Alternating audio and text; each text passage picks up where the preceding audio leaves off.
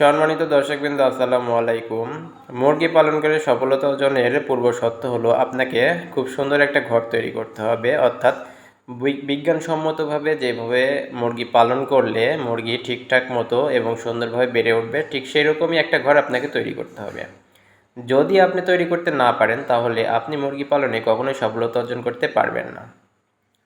আমাদের এই ঘরটা বেশ লম্বা, যদিও আমি এই ঘরটা পূর্ব পশ্চিমে করতে পারিনি, তবে মুরগির ঘর সবসময় পূর্ব পশ্চিমে লম্বালম্বিভাবে করতে হবে। এই বিষয়টা আপনাদের অবশ্যই খেয়াল রাখতে হবে।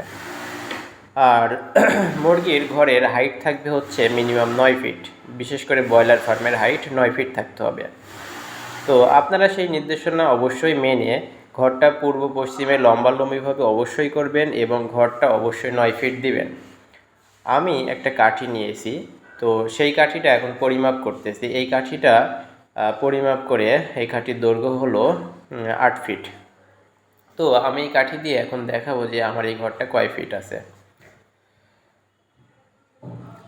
কাঠিটা মাপা শেষ। এখন আমি এই কাঠিটা লম্বালম্বিভাবে খুঁটির সাথে ধরে আপনাদের দেখাচ্ছি যে এই ঘরটা কয় ফিট আছে। এই যে দেখা যাচ্ছে আমার এই কাঠিটা 8 ফিট আছে এবং আমার ঘরটা এই যে এই খুঁটির মাথা পর্যন্ত 8 ফিটই আছে।